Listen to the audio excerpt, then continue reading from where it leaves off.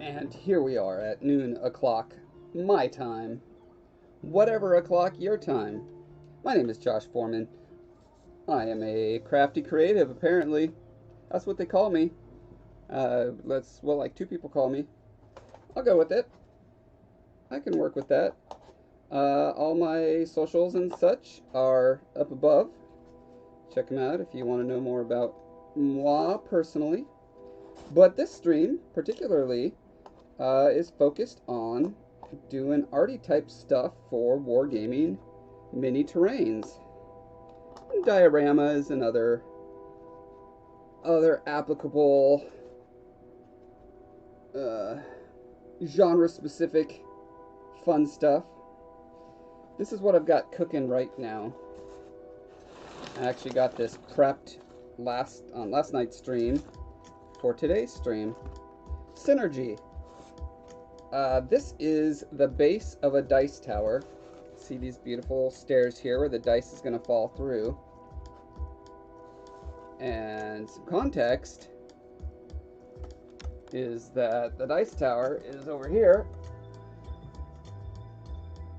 See, there's the base of it. That toilet looking thing is going to be where the dice roll out into like a little pool of sorts. There's the top of it. Alright, so here's where we're at now. And actually, I'm working on casting some of these parts. I created the originals out of probably epoxy clay, possibly Sculpey. Pretty sure it was epoxy clay. And then made a mold of it. And I need to cast some more to go around the edges, because right now I only have the front-facing ones.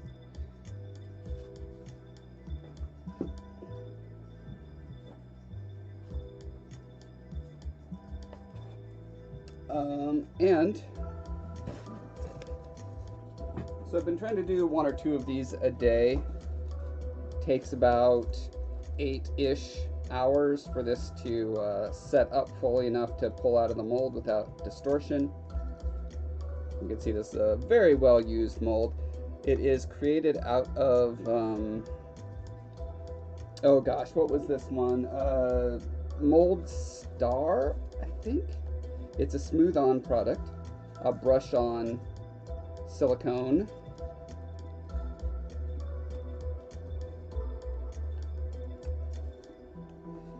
Yes, those worms. Those worm lamps are from the game Guild Wars 2. I directed some of the Living World seasons for that back in the day, and that was one of the releases I worked on.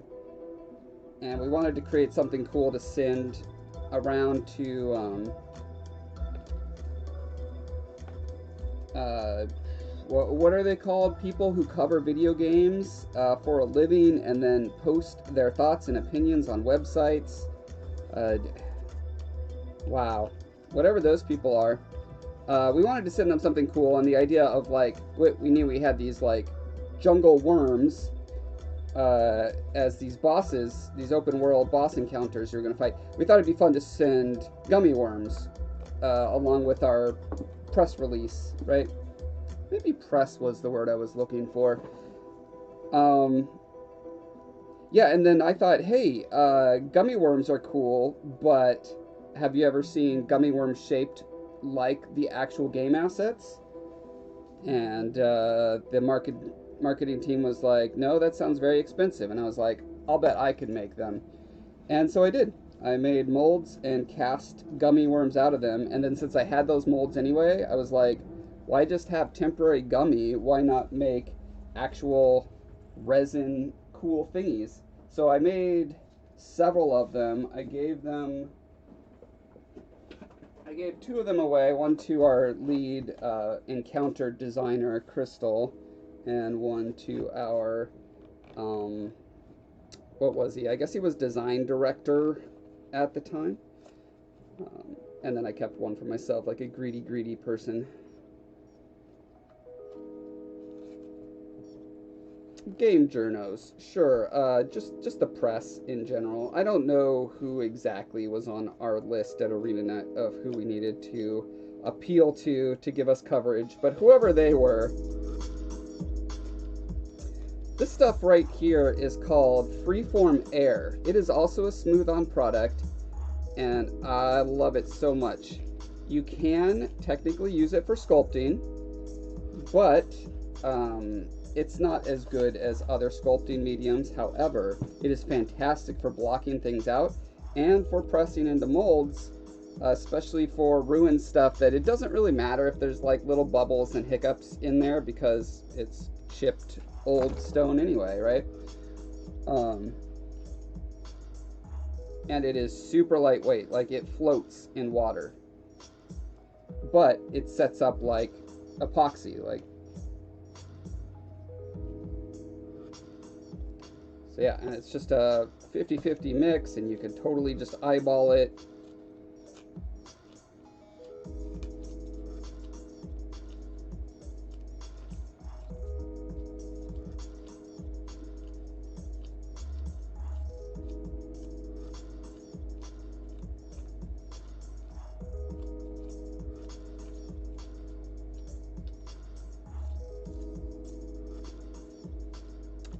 Oh, great question.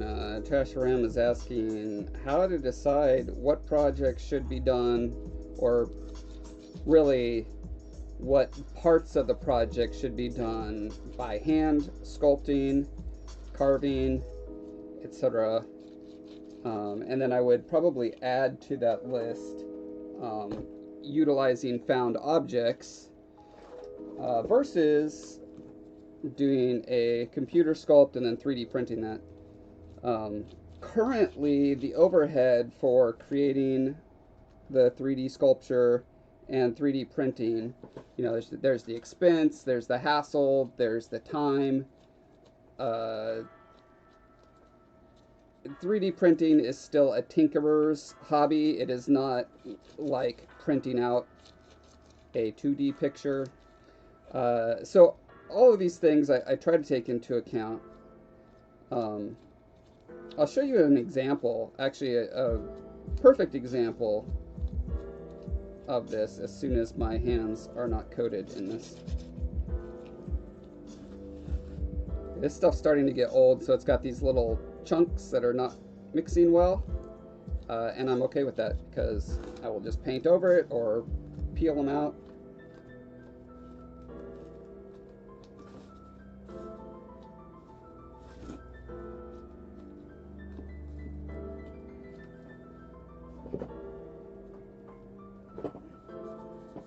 A little bit of water on the fingers always helps.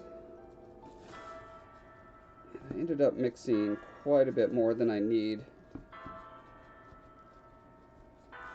This stuff is much cheaper than other kinds of epoxy clays because I get it in these, well, not this particular bucket. I transferred it into slightly smaller buckets, but it comes in buckets twice as big as this for something like $80. I could be misremembering that. The last time I got it was a couple years ago, so who knows what it's at now. Anyway, yeah, so now I just set this aside, and next time I come out to the garage this evening or tomorrow, it should be set. And I'll make another one.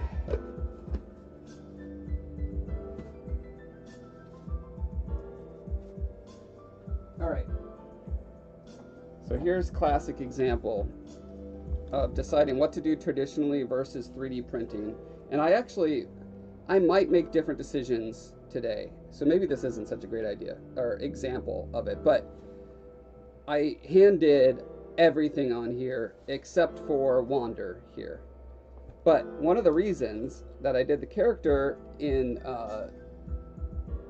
ZBrush and printed him out was because I knew I wanted 2 of him, because I'm doing a giveaway competition. When I released the final video for the Colossus, I made like a funny cosplay-ish hat that's got these horns and this little guy and the little glowing sigil on top. So you could wear a beanie that's got Wander on top of it. And I figured, you know, Sculpting two of them is kind of ridiculous. Certainly if you have to do more than one thing, that's when 3D printing really pays off. Yeah, to be honest, if I was going to tackle another Colossus, I probably would do a lot more 3D printing at this point. It takes so long to not... If you're doing half, no problem. But having to mirror by hand all those fiddly little details, it takes a long time.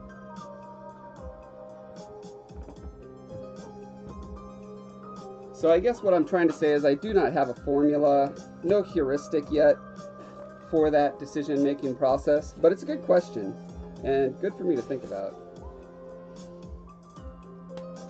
So today's theme that I wanted to be working on mostly,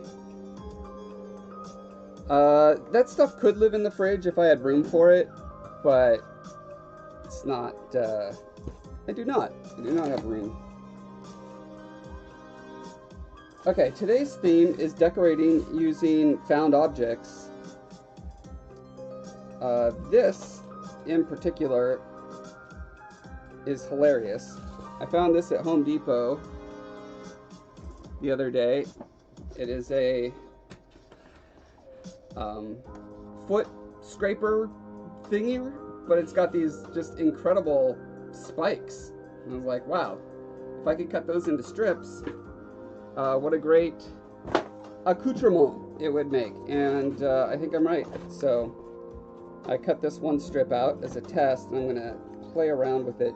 So last night, like I was saying, I built out this part, and I knew that because there's, it goes from straight to tilted, that there is either going to be a gap, or I'm going to carve the rocks, so that they just bend. But I thought, why not get fancy with it and have a little gap in there, and then put some kind of fancy decorative strip.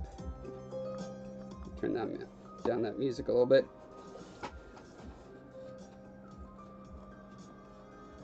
Hey Daka, welcome. Caesar, thank you.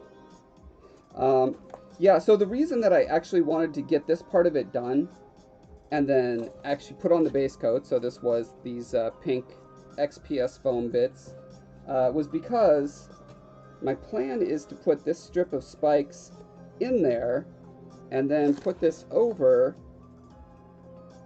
and so when you look in, you'll see that little design. But at that point then, if it was still pink back there, getting my brush in to paint all that darkness would be difficult. So I'm doing it in layers and steps.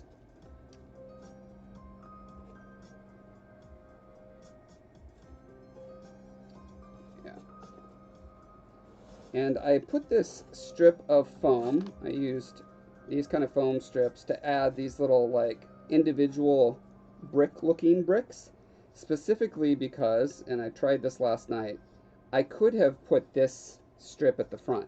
However, it is obviously one contiguous strip of material, which is less the look that I'm going for. I want it to look like it's carved from stone, and you rarely see a giant line like that. Usually if there's little embellishments like that, they would be each on their own brick, or maybe 2 or 3 to a brick. And so I tried cutting this, but this rubber, it's designed specifically to be incredibly tough, right? And I thought, oh well, maybe I could just melt it with my little hot wire cutter thing. And I started working on that. Was it over here? Yeah. And so I pressed it in it took like 10-20 seconds to get just that little nub in, and then it smelled like a tire fire in my studio. So I decided rather than that attempt, let's just put a Heidi strip in front of it, and then you'll never know the difference, right?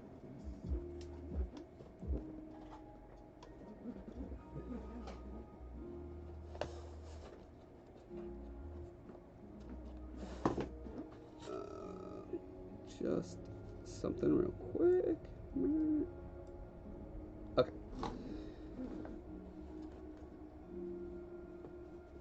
So, looks like this guy would be at the end. It's probably, I could just do a straight cut across like so. That down. Yep. That'll work just fine.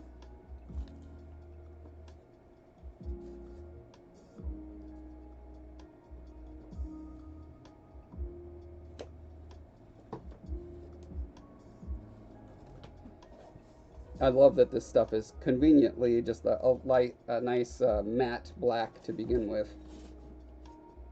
I would give anything to have XPS foam in a dark gray or black. Dark gray, ideally, like 80%. Oh, that'd be... Someone needs to invent that, please. Apparently there is black XPS foam that exists in Canada.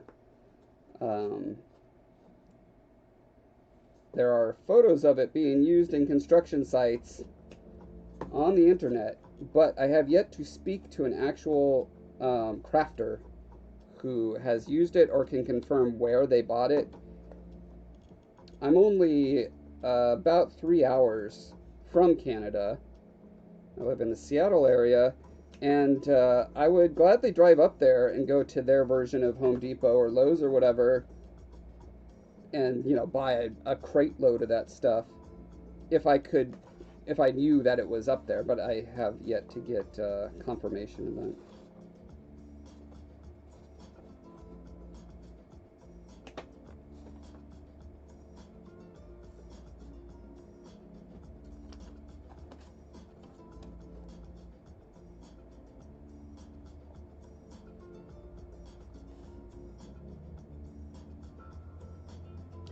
Now, I have a variety of strips of spikes. Let me point this out now. That I found at Michael's, craft stores like Michael's or Hobby Lobby.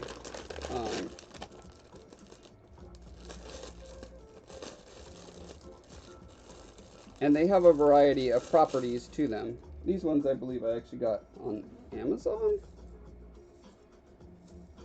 There we go. So these totally could have worked as well. I'm kind of saving these ones for ones that I want to be metal because they're already a nice smooth surface. These guys, let me just show you a side by side here. So comparatively, you can see how the rubber has all those little like imperfections. It looks like it's made of like it was spun on a lathe, or some kind of industrial thing created it. It could also be painted like metal, and you could buy it that it would be metal, but I don't know. I just felt like I really wanted to try this. I found it at the hardware store and was like, cool, I've got to give this a try. I think it totally works. When I look at reference of carved bits from actual old ruins, carvings, let's see if there's any in this reference sheet. I wish I had some more close-ups of this one in India.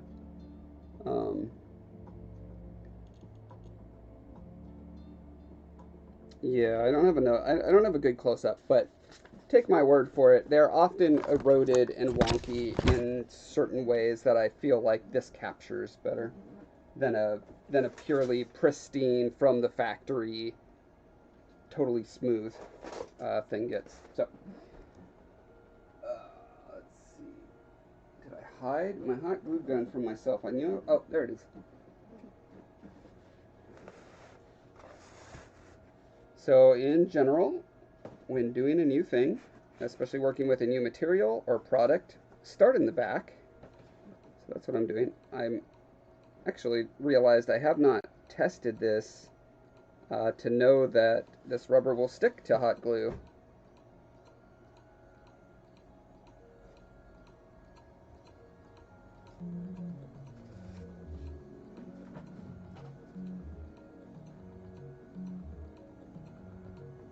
Exactly, Deca. Not only that, but getting your protective coating on, like in cases like this. I've got this massively deep, like it goes back an entire inch. And so getting the black paint into there requires just dumping way more paint than I want to in there and like jabbing my brush in, which is bad for the brushes. It takes a lot of time. It uses more glue. It makes everything heavy. You know what I mean? There's just so many downsides. If it was black to begin with, wouldn't even need to worry about it. Especially for diorama work specifically. You know, with mini terrain, you want it coated with a pretty thick coating of Mod Podge if it's going to be moved around and figures put on it and stuff like that. But you know, for dioramas, it's not that important.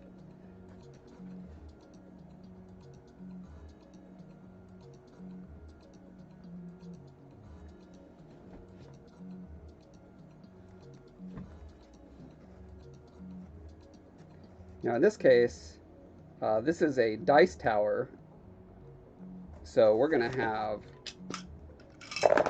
dice pouring through here, which means this stuff has got to be pretty darn strong because it's going to take repeated beatings of, you know, pointy objects rolling over the surface many times.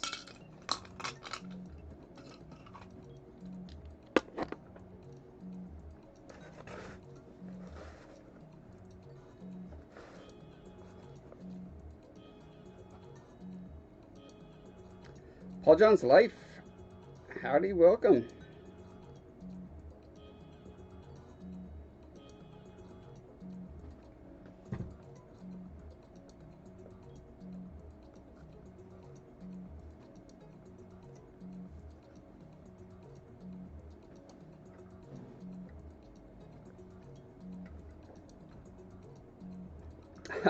The stairs actually started as a ramp. I just turned them into stairs on last night's stream.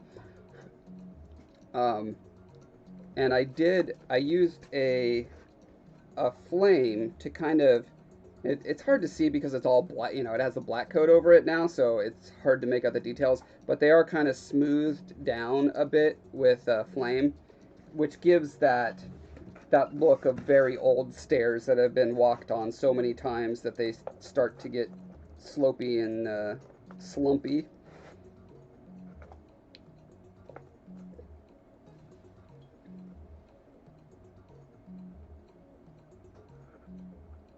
But yeah, I will also back that up with several more coats of Mod Podge.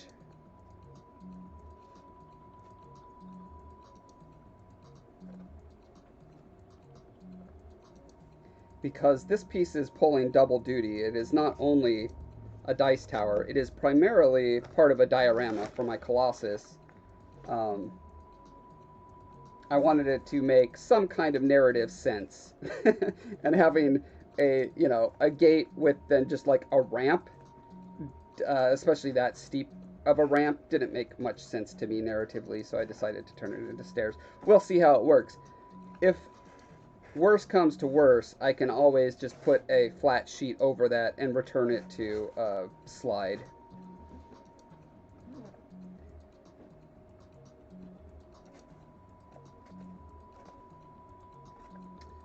Alright, now I could leave it like that and put my little overhang, let's call it an overhang, over that, like so. I thought that it could be more interesting to have interlocking pattern like that. Um, the row of spikes is cool, but it's not exactly in the aesthetic world of Shadow of the Colossus. Now, it would work great for like a variety of aesthetics, but not the particular one that I'm working in right now. So what I need to do is figure out how I'm going to attach these. So I don't think I can glue it directly on top like that. I don't think I could glue it to the back here. That's gonna, because it's offset a bit. So I feel like it needs to be on the bottom of the brick here. But in order to know exactly where it goes on that brick, I feel like I need to actually glue the brick down. Once the brick is glued down, then it's going to be harder to glue this in place. So yeah, I'm kind of puzzling that out as I go. Hey, Reaper John.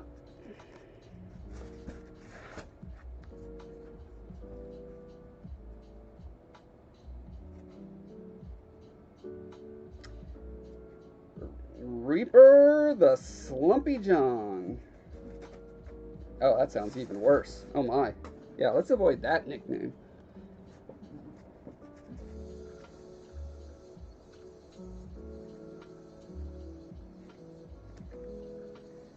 Okay, well, one thing that cannot hurt at this moment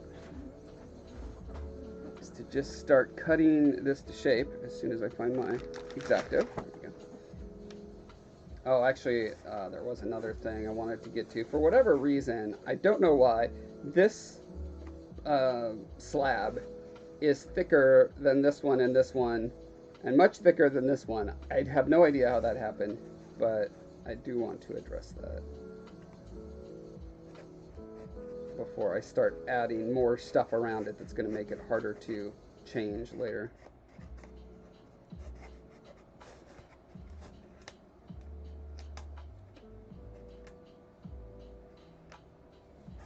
The further it goes back, the probably less important it is, because there's all these big bricks that are going to be over it.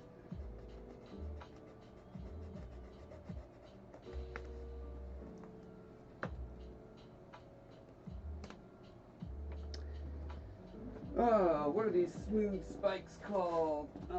Let's see, did I throw the wrapper away, or did... Ah, here we go. Let's see, it looks like one... Ooh, maybe this will help you. 1 yard, so I'm gonna say stitch something, bead, craft.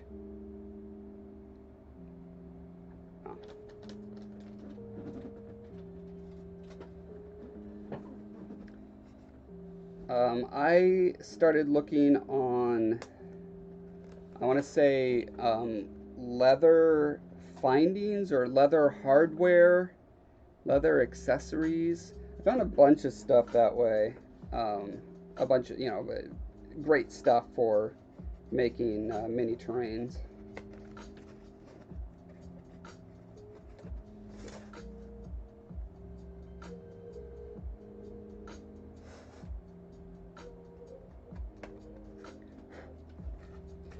It definitely looks better. I think I'll just quickly, oh, you know what, even better. Don't have to get out a brush or anything. This is a small enough spot I can just sort of fill it in with Sharpie.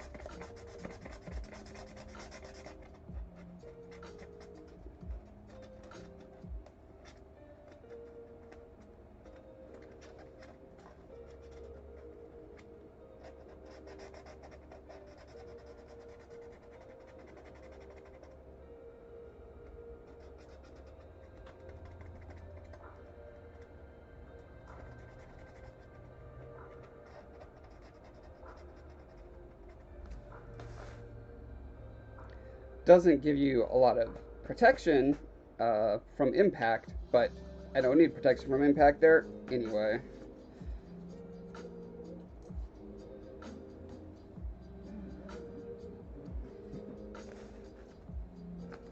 Okay, now we're back to the job of getting this angle. And what I usually try to do is eyeball it first, and then when that inevitably doesn't work, I do more convoluted methods. But every once in a while it works. I do feel like the more I eyeball it, the better I get at eyeballing it, which, you know, that makes sense.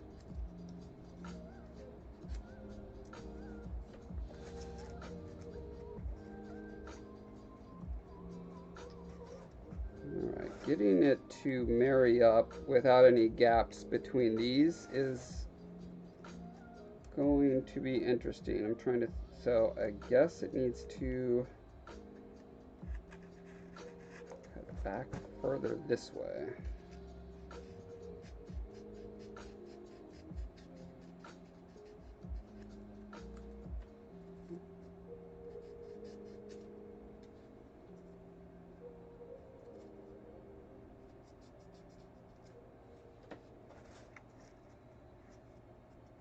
Oh, look at that, not bad. Not bad. Where's our little... Now, I'm very torn because it sure would be nice to have this line run straight across, but it doesn't give me enough room to do the pattern that I wanted to do here. For that, it needs to be slightly higher, like an obnoxious number higher. An obnoxiously random amount higher. However, being that it's kind of like the crown going up to the roof or whatever, having some specialized, you know, height along there is not a bad thing. I just have to figure out what I need to do to get the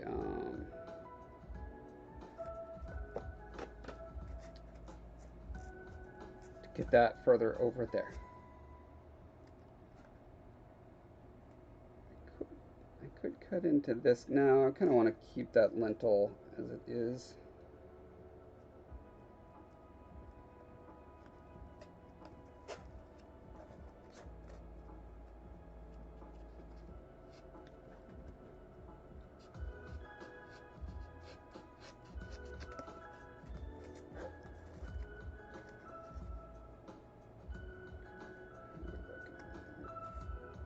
Closer.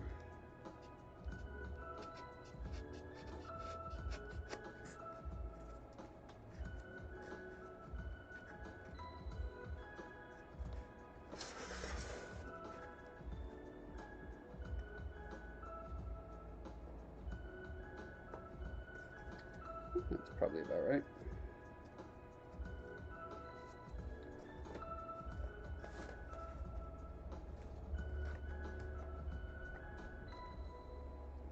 That's a stick.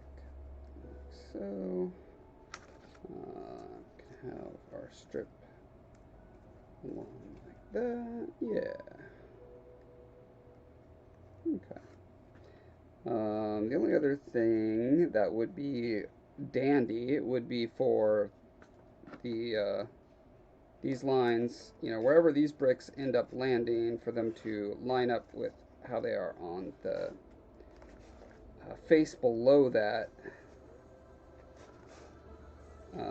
So there's a couple ways I could do that. I could just cut this down there. That's probably the safest bet, since I went through all the trouble of shaping this side.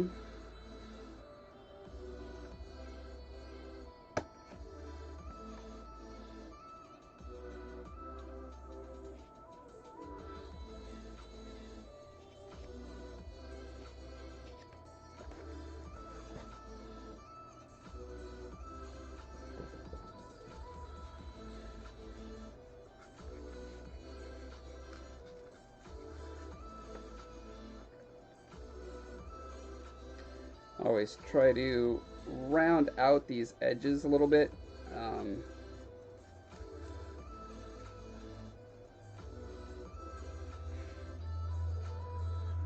So you take full advantage of the fact that I'm applying these bricks individually. So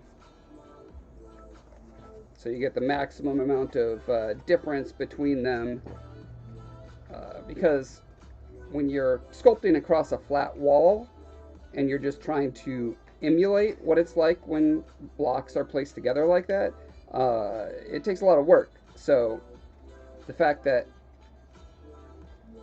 I'm actually laying in these separate blocks, I should take full advantage of that.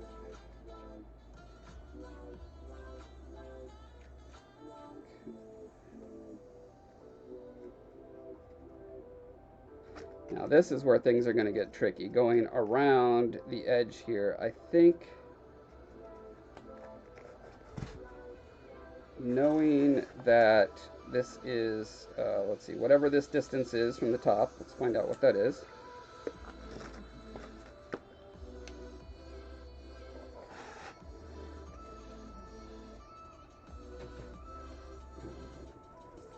Double check with this. Remember, measure 3 times, cut once. I used to measure twice and cut once, and that was never sufficient.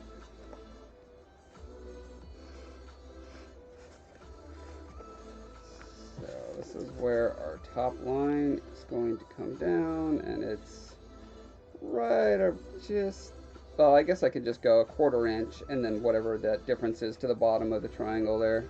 It's fine.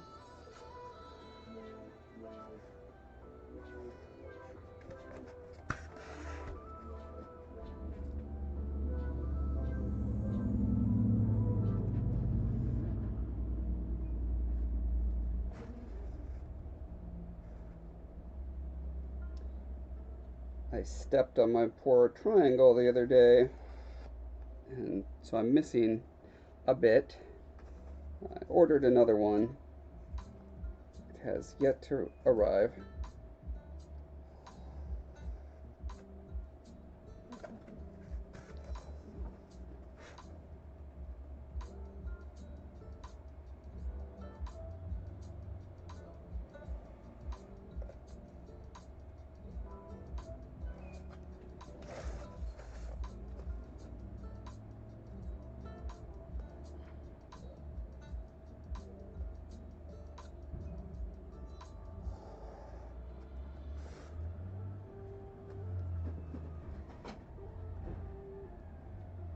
Oh yeah, thanks for pointing that out. That is indeed on purpose. I am recording the progress on this so that I can put it on the old YouTube channel when it's done. Nice edited version.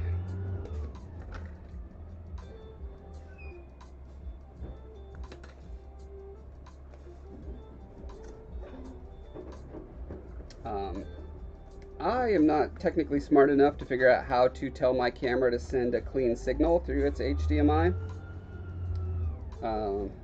So yeah, you guys get to share this wonderful UI with me until I figure that out.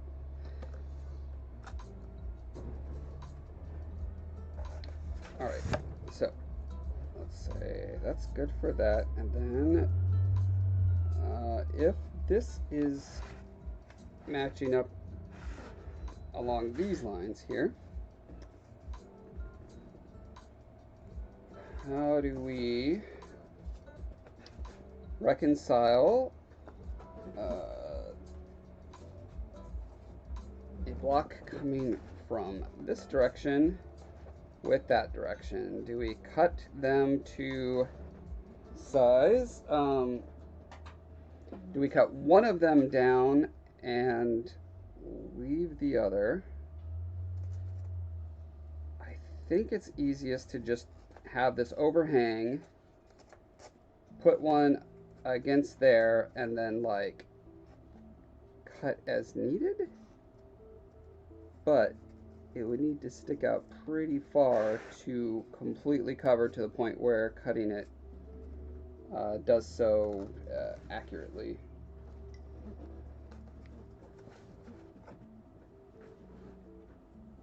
Yeah, I appreciate it, Quindy.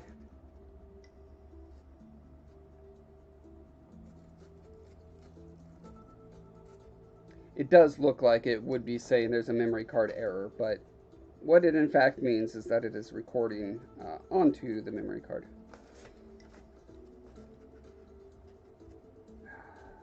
And I'm still torn between do I glue this down at this point and then have to awkwardly try to get this in the right place, especially after I've got the entire ledge. Maybe it won't be that awkward, but I'm not sure. Also, I have to decide, am I cutting, because they're coming out at an angle, do I cut this in so that it's level with the ground, which would in turn make the spikes sticking out exactly equal to that. Not that you would ever be able to tell that slight difference in angle, but it will make a lot bigger difference on this face because it is tilted quite a few degrees more. So like in this case, if I want it to be level with the ground, it's going to need to be something like that much sliced off, right?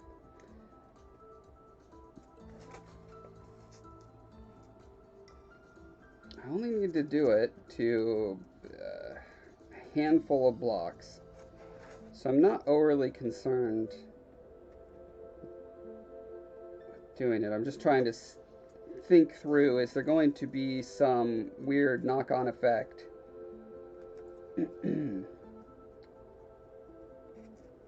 from doing so? Because, let's see, at this corner then, I'm going to end up with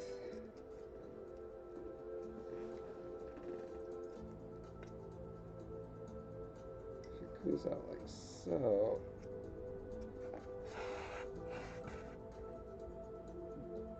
It would, okay, I'd actually make these blocks shorter, or I push these ones down further? Is that what needs to happen? Yeah, I really, were I to do this again, I would make sure that the angle of this face and this face are the same. Sadly, they are not. So there's going to be some kind of interesting slash awkward variation here. So I tend to err on the side of making sure that the front-facing front is the cleanest looking. You like to do things as awkwardly as possible. You know, it's not that I like it, but that's always how it ends up. So measure the angle at the corner, subtract that from 360 degrees, and then divide by 2. That's the angle you keep for the block. Shut up, Garthor. Don't you dare try to make me do math.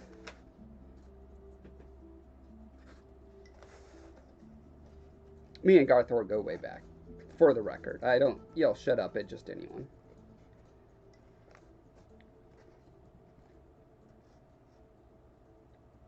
Yeah, I'm going to go with the wing it approach.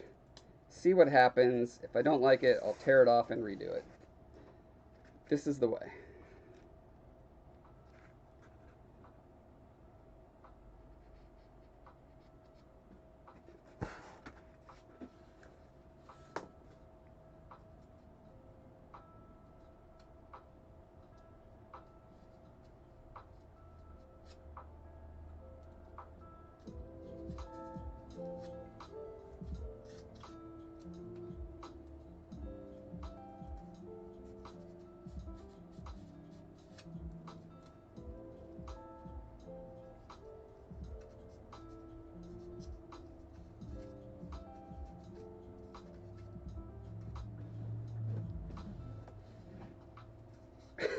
Exactly.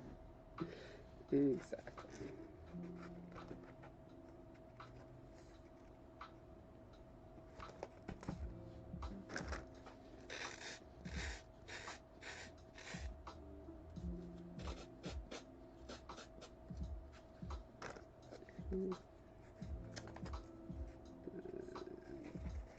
This guy sits right next to it. Yep.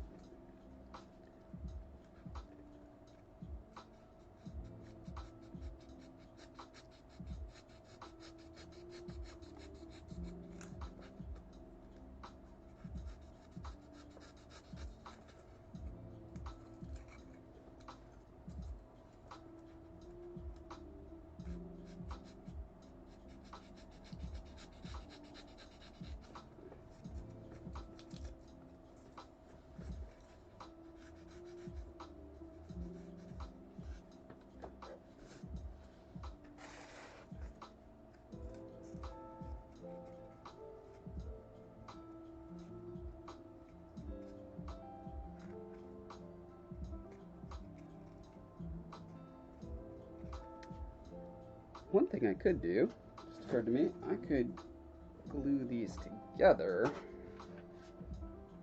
Let me go ahead and do the overlapping brick as well.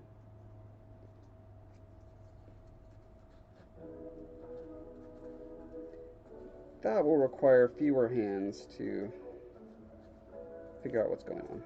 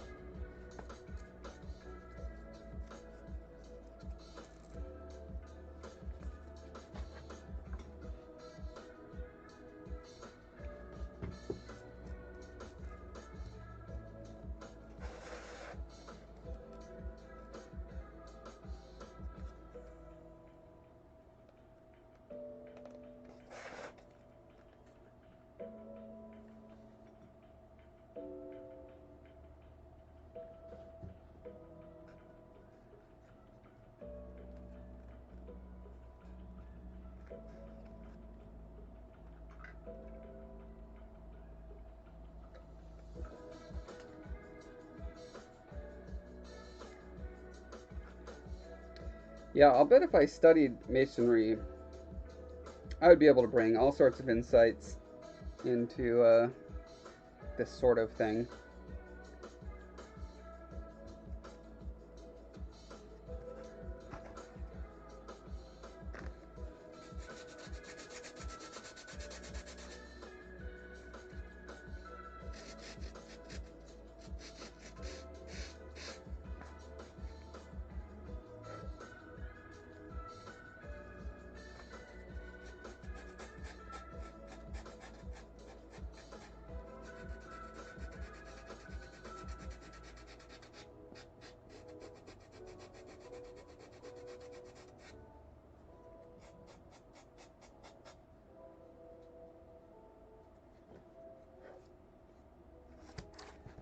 Let's go ahead and throw our strip down on this.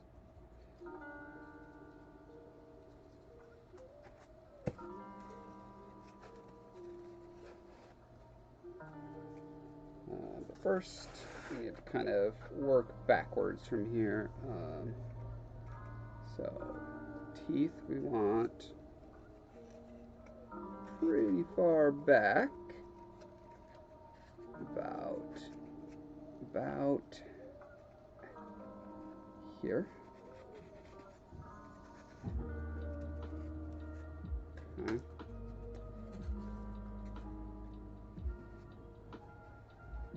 So as long as the strip lands on this side of that black line, all will be good.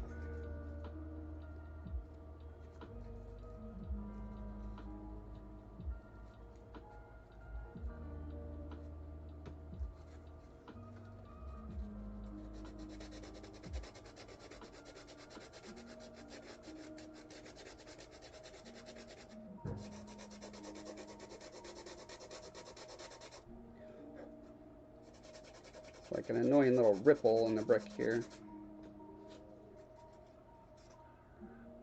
Okay, that's better.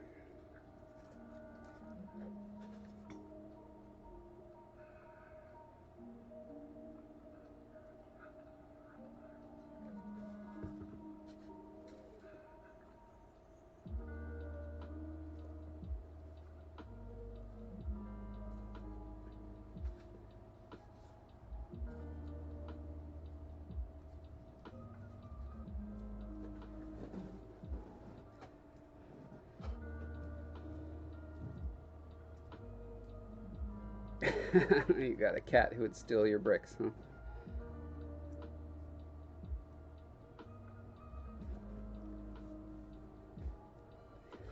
Yeah, most fantasy architecture is fantasy for a reason.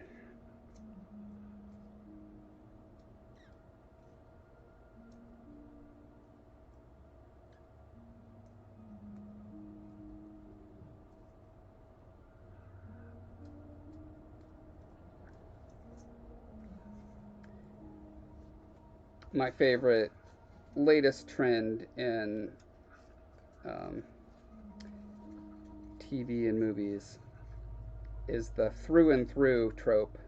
It's like, I'm okay, the bullet went through.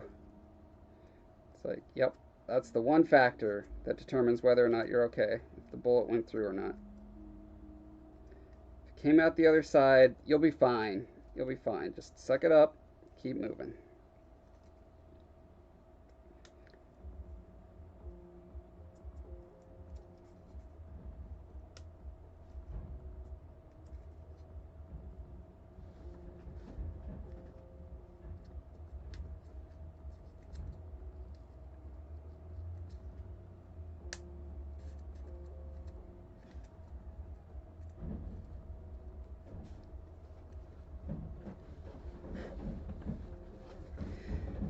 Lindy Beige pointed out that when actors swing their swords, they usually wouldn't hit each other even if their opponent didn't block.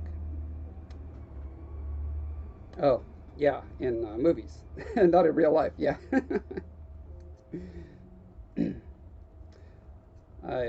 Yeah, I'm a big fan of all those channels that break down and analyze tropes and stuff like that in media.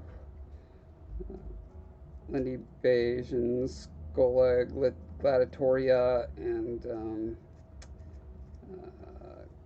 who's the Australian guy building his own castle, or well, I believe recently he bought a plot of land and he's planning on building like 3 or 4 castles. Shadiversity. Shad, that's his name. He's got some good ones too.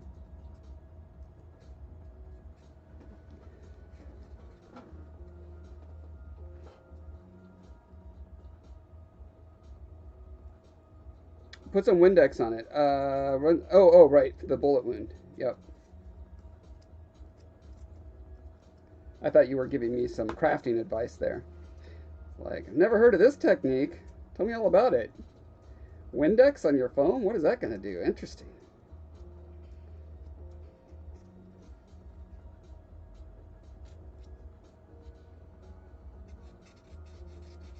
I think I'm going to do the same thing where, like, I could paint some black on here now, or I can just put enough Sharpie ink.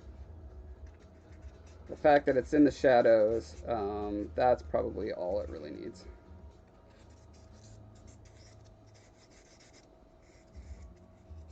The strip is going to be going along here, and that's the wall back there.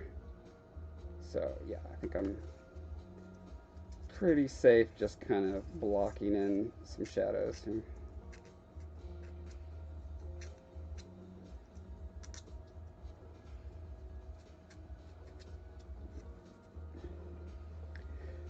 Superglue was actually originally formulated to seal wounds on the battlefield. Yeah, it was. Was that World War II? I believe. I want to say Silly Putty was also.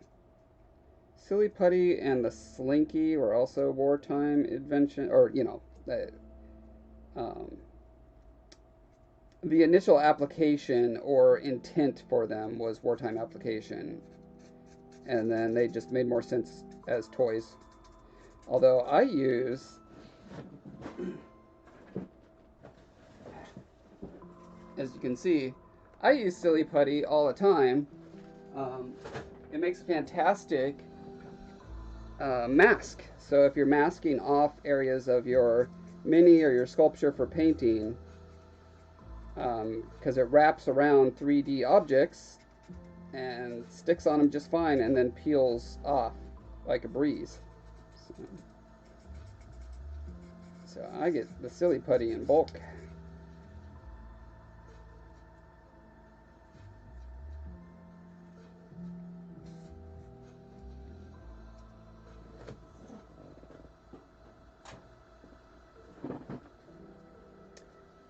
Yeah, what was the recent? Oh, the movie Nobody. I believe his wife like stitched his bullet wound together with super glue. Good movie, by the way. If you like John Wick and want to see a funny, fun, heartfelt ripoff of John Wick, check out the movie Nobody, starring Bob Odenkirk, who is currently most famous for Better Call Saul.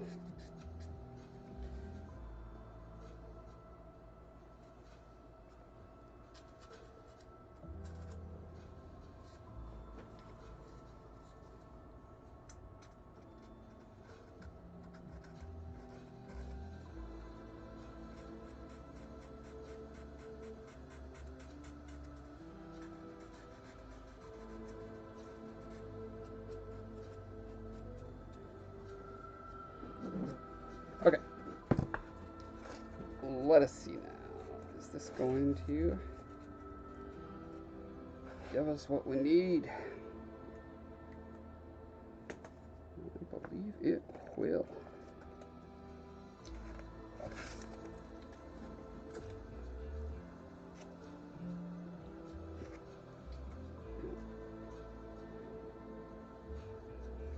think, let's see, this is going to need to be two dingle dangles further, which then bumps into here, which means I could either carve out of that or probably easier to just kind of clip this a little bit.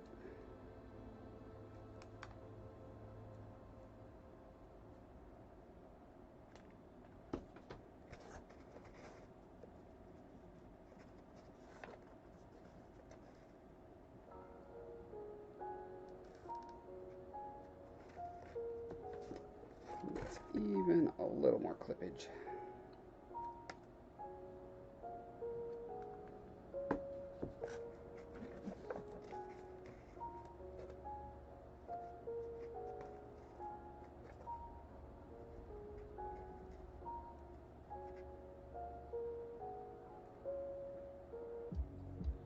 Alright, and I guess I would cut it right here.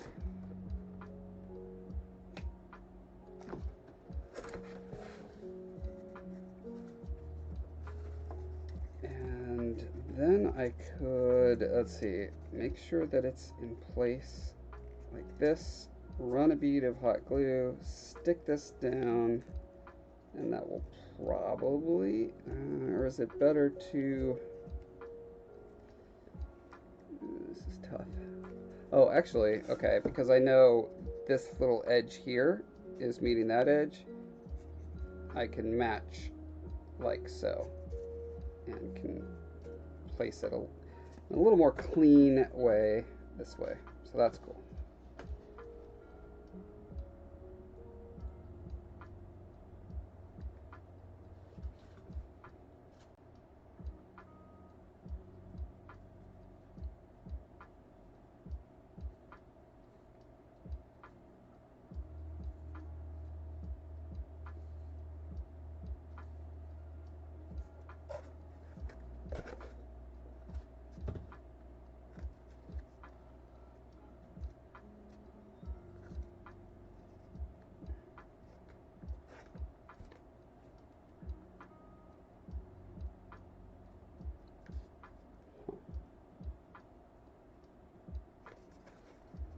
Not quite where I wanted it.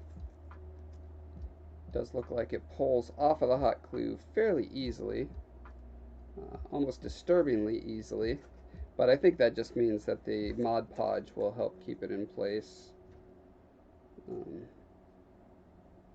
It doesn't mean the Mod Podge will keep it in place. However, my concerns are ameliorated by the fact that the Mod Podge should help keep it in place.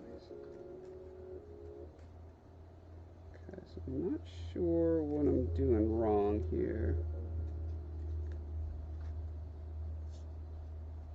I know what I'm doing wrong. Okay, so I kind of had these like teeth right about there, but the brick is a good like 1/4 inch or 1/8 of an inch higher than that. So I needed to plan them out more like,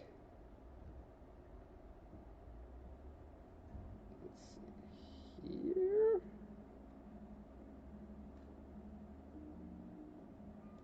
I guess it doesn't matter. Okay, which would mean that that tooth doesn't actually touch that rock, but that's okay. I just need to glue it a little bit further from this edge.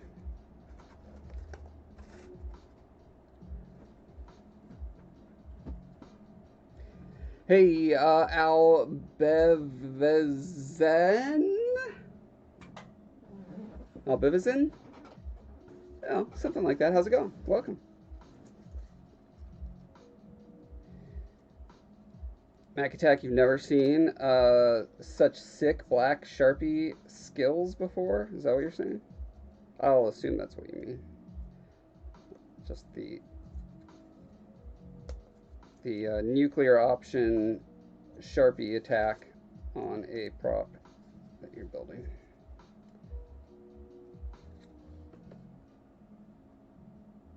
Okay, but so now that that hot glue bead is down, it's making it so that when I try to reapply this, it's being tilted up. So now I want to remove this bead. Oh, glue. Look at that. Pretty easy.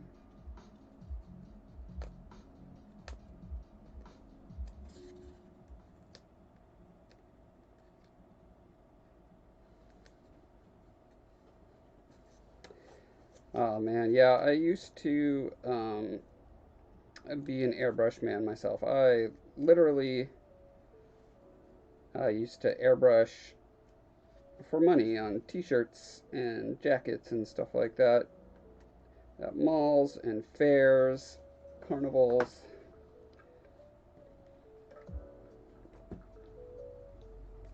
I learned an interesting thing, which is that people are more picky about their horse portraits. You know, when you go to a rodeo and you're airbrushing a person's horse onto a denim jacket for them, as you do, yeah, they're way more picky about how their horse looks than anyone is about how their kid looks in a portrait. Okay, I'm gonna guess that it needs to go there. And to test this theorem, put a mark there, line it up. So it does that, stay aligned. When this is up as far as it needs to be, nay, it doth not.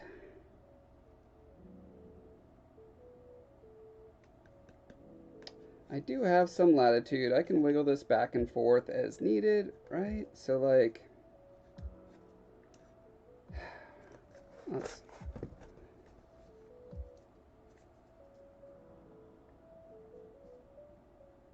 another option would be to lightly tack it in place with hot glue here, then do a heavy bead along here, glue it to there, and then in theory I can pop it off and still move it around as needed. Let me give that a shot, because I do feel like the hot glue does come off of the rubber pretty well.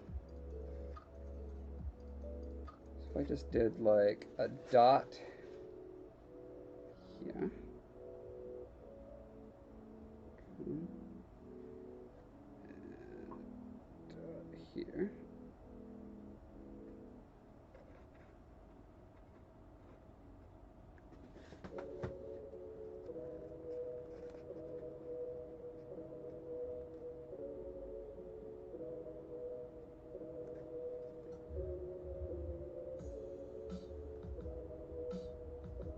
That is kind of the optimal place that I want it. I wish I had a third hand so I could blow on this with my condensed air container. Condensed air? Is that what it is? canned air.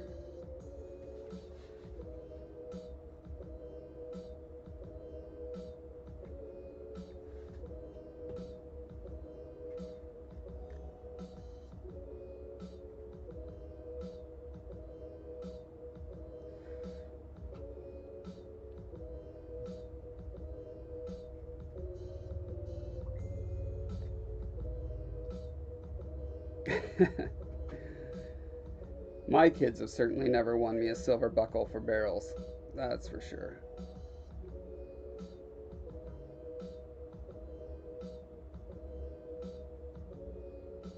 I could borrow your silver buckle?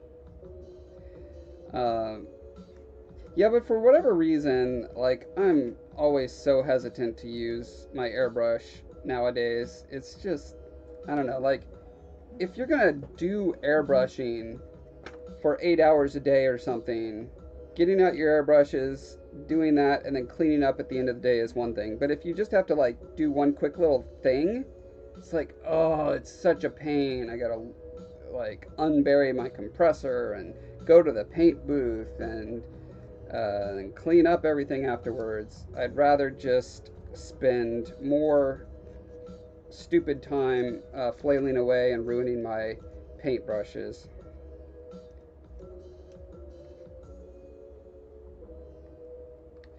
Okay, so this lets me at least dial in where I want that at the same time.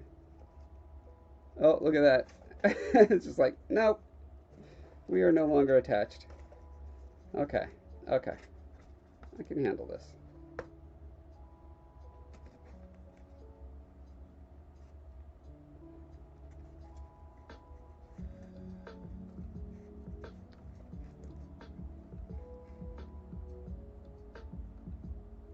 I'm just going to count on the amount of latitude I have back and forth here and eyeball this. And I'm guessing no one will ever be the wiser. I mean, obviously, I'm going to have to kill everyone watching this stream to make sure that the secret dies with them, but don't worry about that right now.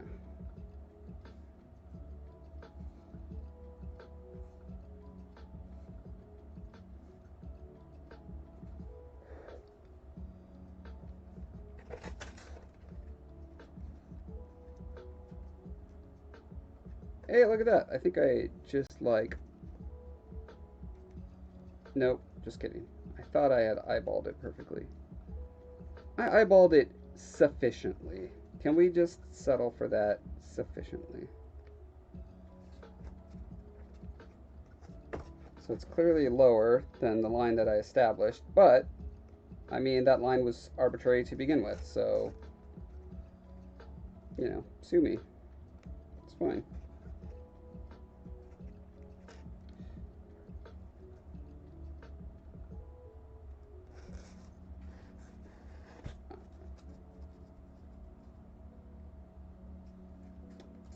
And now what I can do, without hot gluing it,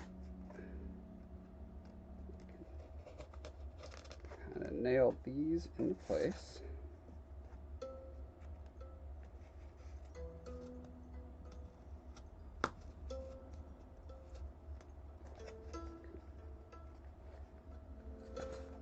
And we can figure out this side.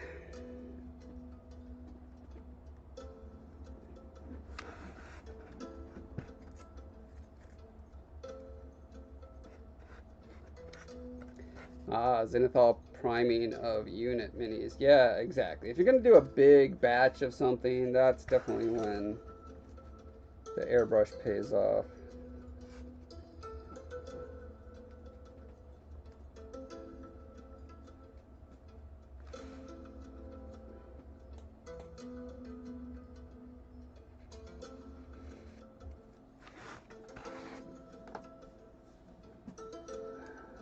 Better to do it from here?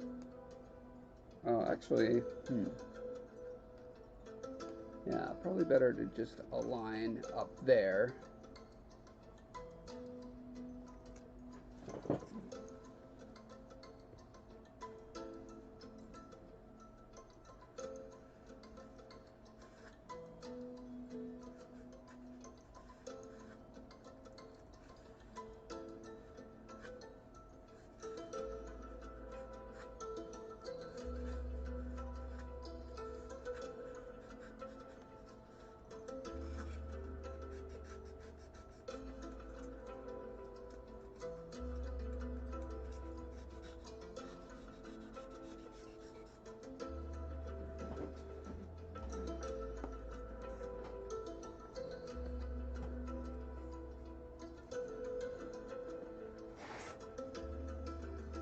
Yeah, good point. I love that quote.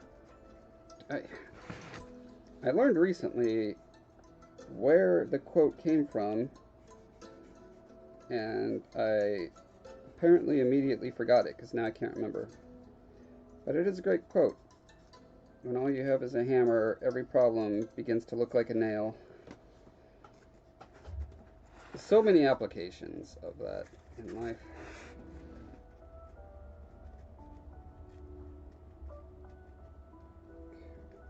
So I'm going to need to do a angle there as well. That makes sense. Follows the angle of the roof.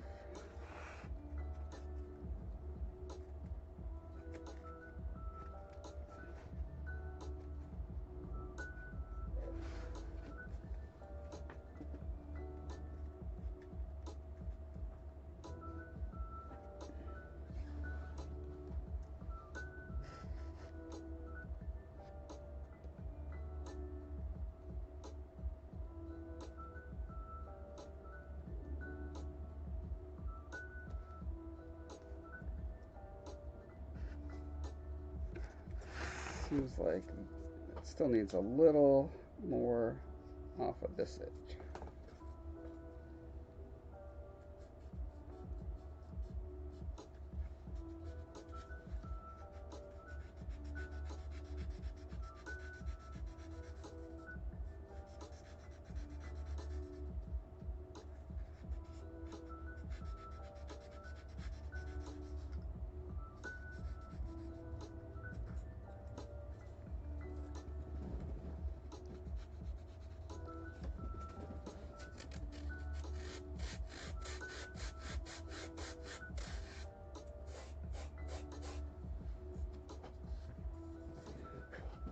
Thanks, MacAttack. Although, I would think if ruins are doing well, they should be coming apart nicely, not coming together nicely.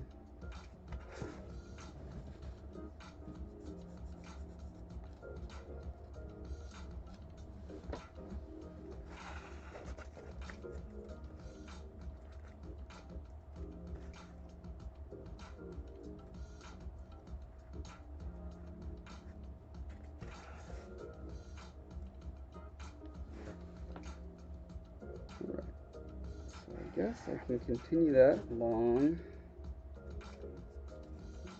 several more bricks. Just want to make sure those half sizes won't work. Indeed, they will not. But I could use this. This? Huh. I cannot use that.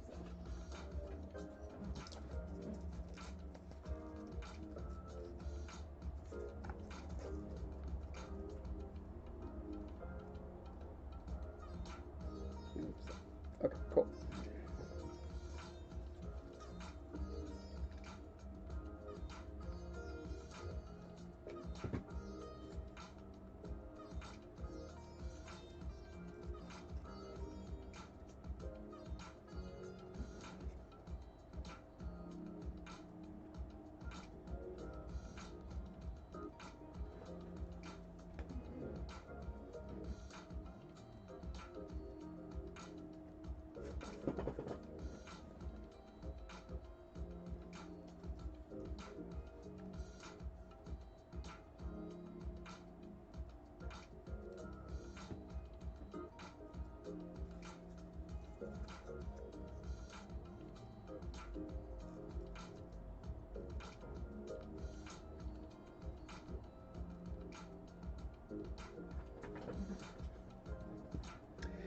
Carrie Michael Cosby, thank you so much for the raid.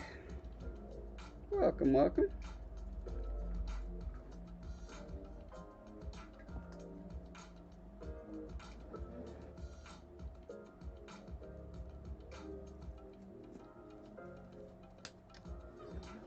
Today we are working on the base of a ridiculously large dice tower.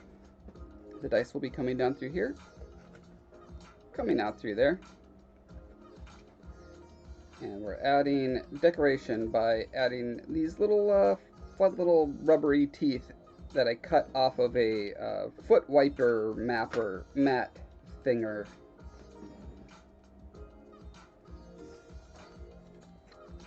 See, I'm kind of getting the little pattern in there with them.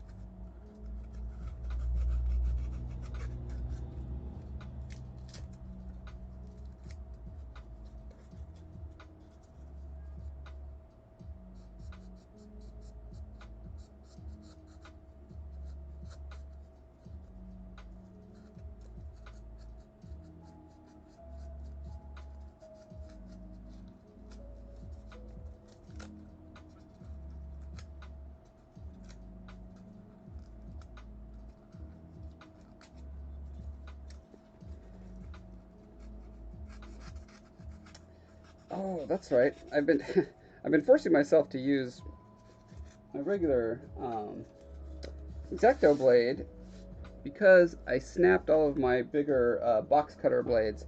I forgot I got a refill pack and have yet to actually refill my my blade boy.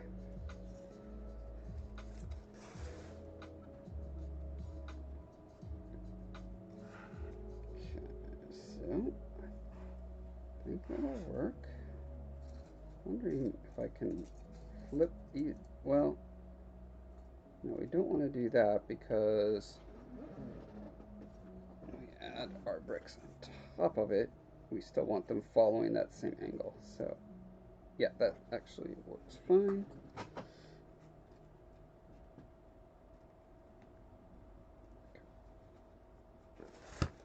And then this can determine what I slice off of this. And I think if I extrude this line straight out, but down like so, we get our reconciliation of the angles.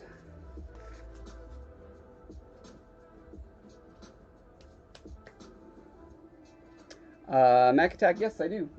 I 3D printed in resin my little wander guy here. I scratch built the Colossus head.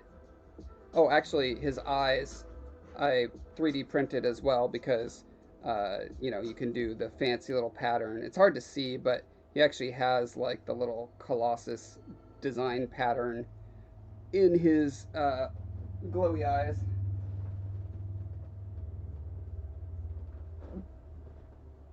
I also 3D print the sculptures that I use for my book covers. I 3D print them, cast and mold them, paint them, photograph them, and then put them on the book cover. Which, for the record, if you want to make a book cover, that's about the longest, most ridiculous process you could commit to. I do not recommend it. On the other hand, I wouldn't have it in any other way, so.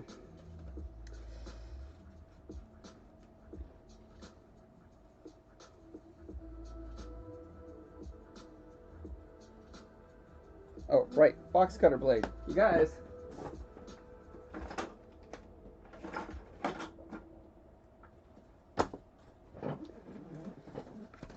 This should make things faster. Let's see, is this one? Trying to remember the procedure for reloading these. This particular brand. The other one that I use, there's like a release latch somewhere. It's not there. It's not one extruded. What are your secrets? Let's see, that doesn't change anything. What are your secrets? Yeah, directions, no directions. Awesome. General purpose, that's good to know. Tin blades, cool. How you make go. Alright, well.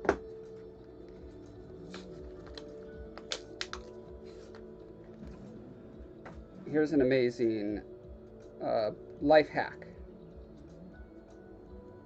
that may end up hacking my fingers off. Push. Okay, I'm doing the pushing. Wow, I am failing at so many things right now. There we go. Okay.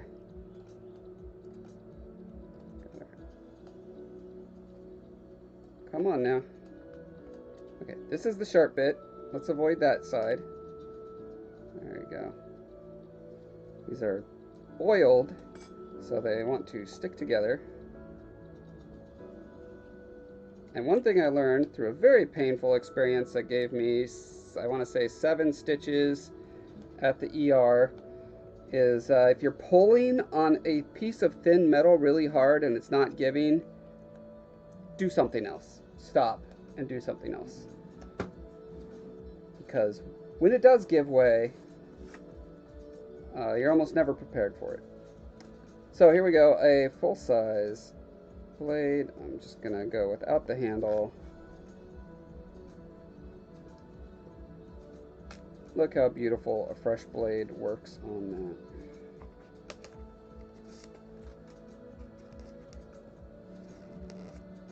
Get out of here, hot glue string. Just upgraded your photon to ePax E10. Yeah, I do not have a 4K 3D printer yet.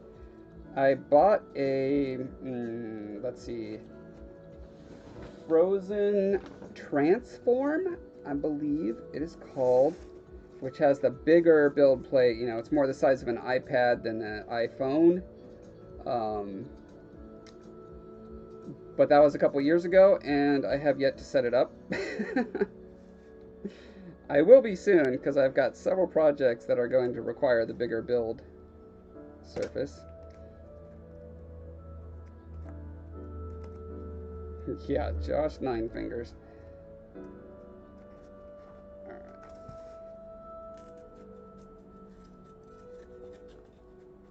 There we go.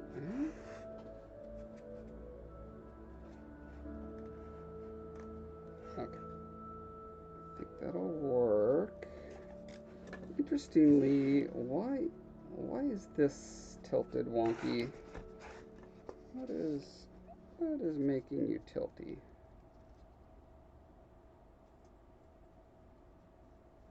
Well, for starters, what it is on is obviously all out of whack.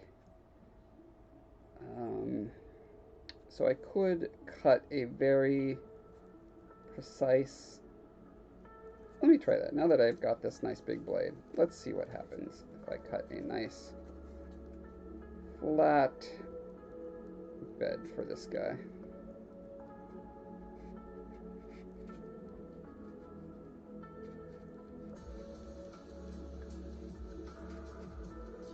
Always cut towards your wrist.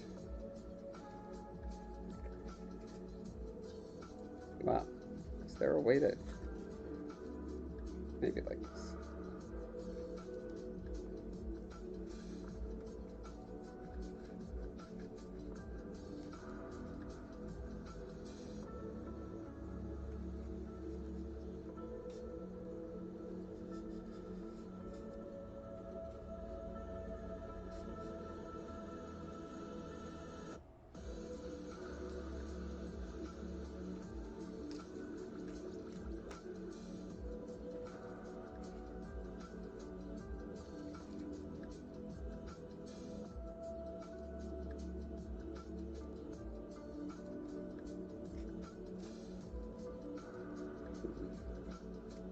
Yeah, this one is just like, goes in quite a bit more. But with a sufficiently thick bead of hot glue, I think this all gets evened out.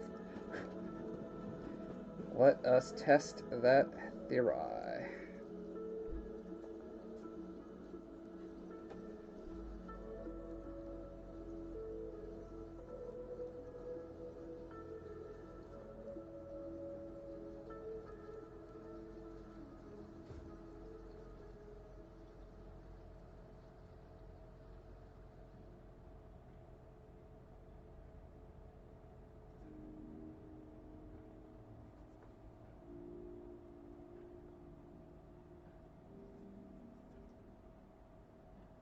So I'm pressing it down here and just kind of letting it float a little bit there on the bead of hot glue. Hopefully that will give us a more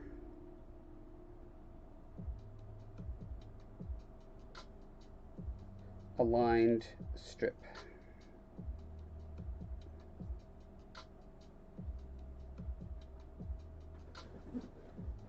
Coffee Nerdy Beer, welcome.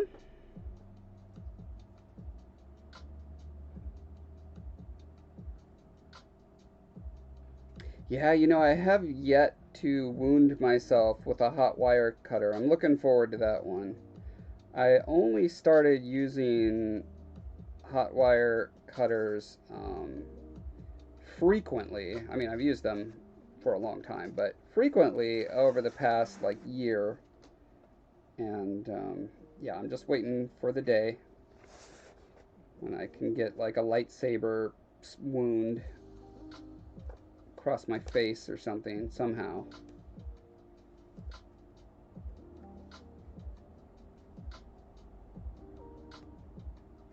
Alright, I'm thinking I might be ready to actually hot glue this down. Not 100% certain yet. Not ready to commit. Not going to put a ring on it yet.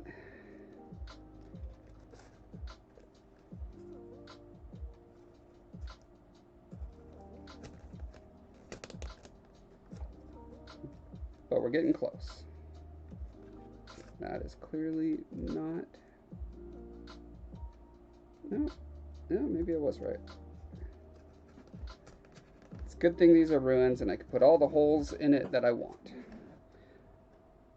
Even if it wasn't ruins, it's pretty easy to patch those holes.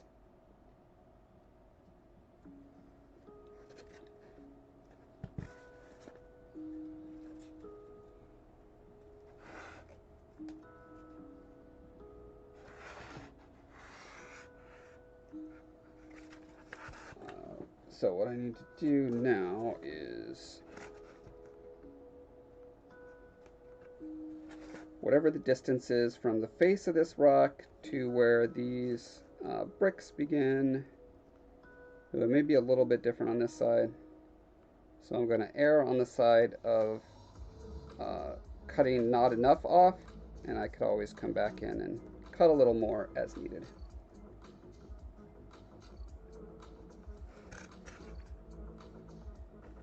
Then I can put this guy down.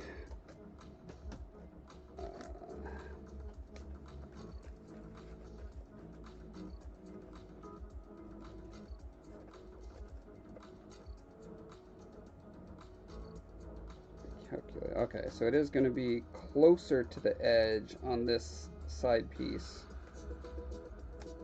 than on the front. Again, having to do with the discrepancy between these two angles.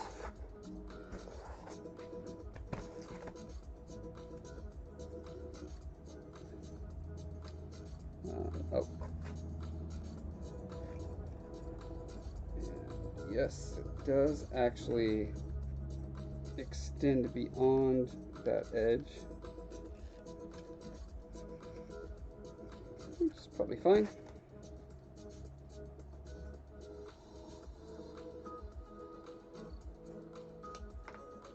Just mark that to be extra clear. David Wearer, welcome, welcome.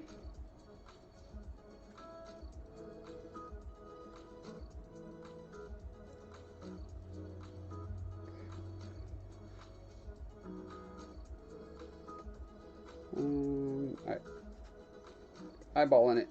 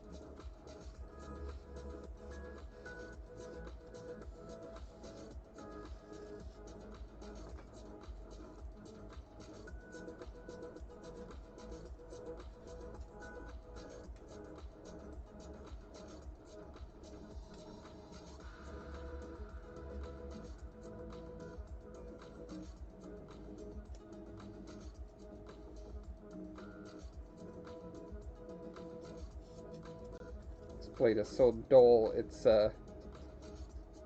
we got a saw to to get it to actually break the surface.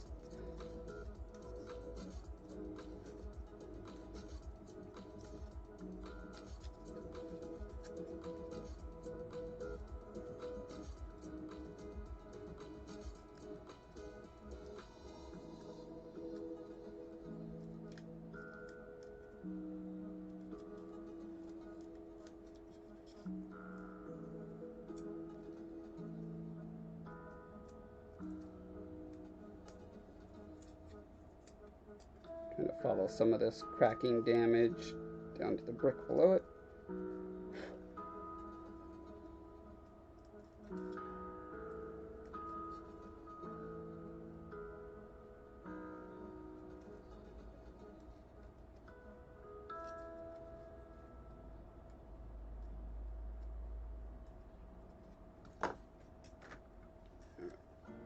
Looks like we are just shy of having enough strips here.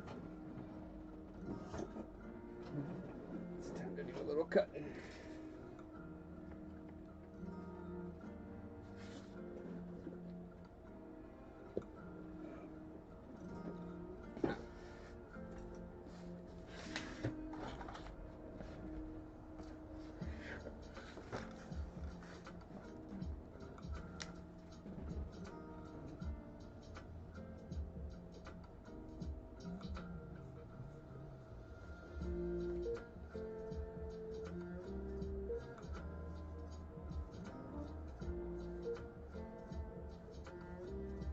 What time do we got? Okay, we've been going just over an hour and a half, so it's probably a good time to start wrapping things up.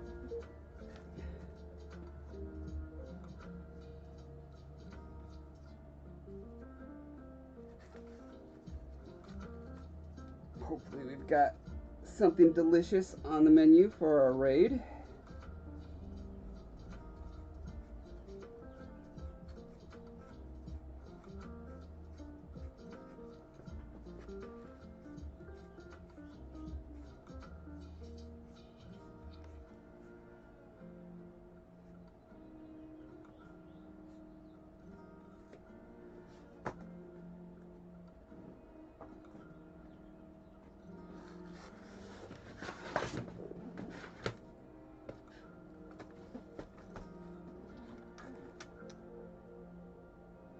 Let me pop over.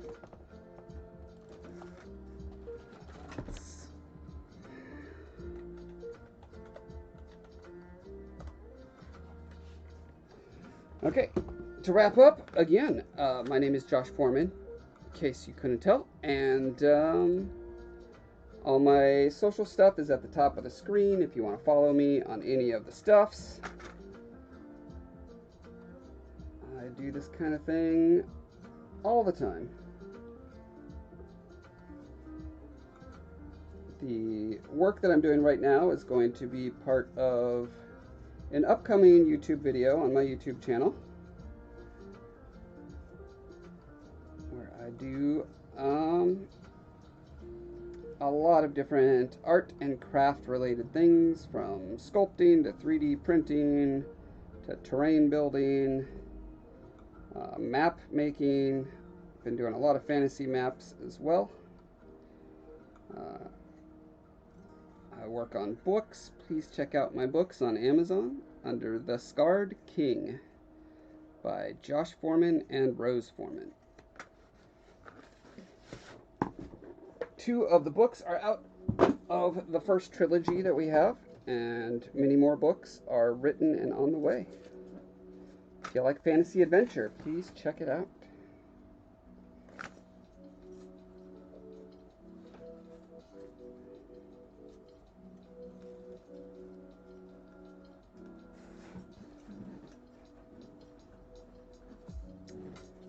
Thank you, Carrie.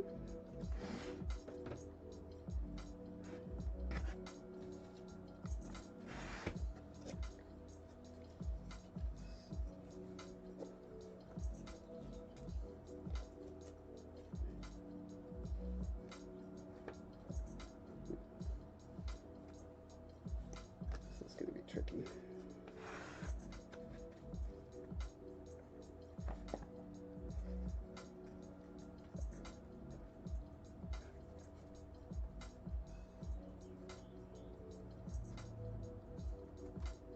Excellent. Well, hope to see you next time.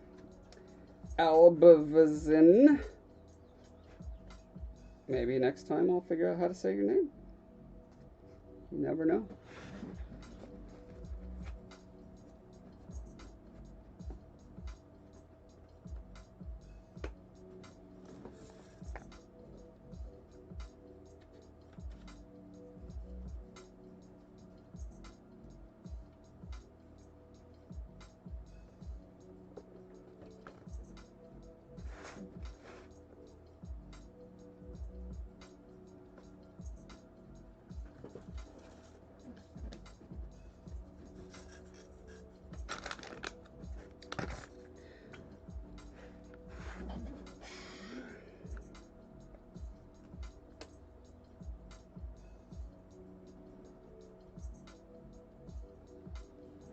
Yeah, this particular rubber is not prone to staying in place with the hot glue.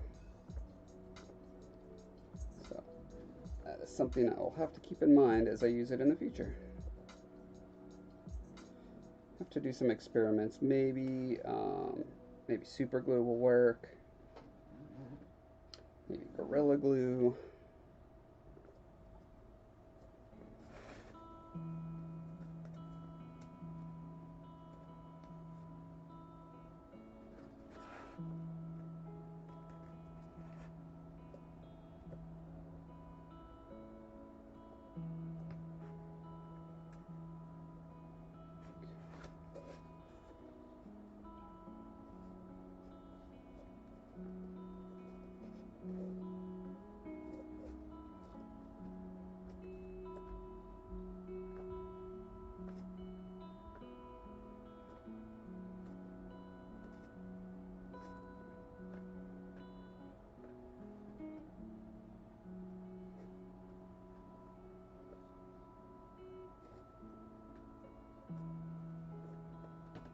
Wonder if I put all the mods to sleep. Oh no, here we go. We are rating Flickster. Thanks again, everyone. I'll see you next week, Thursday at 2 p.m. Central.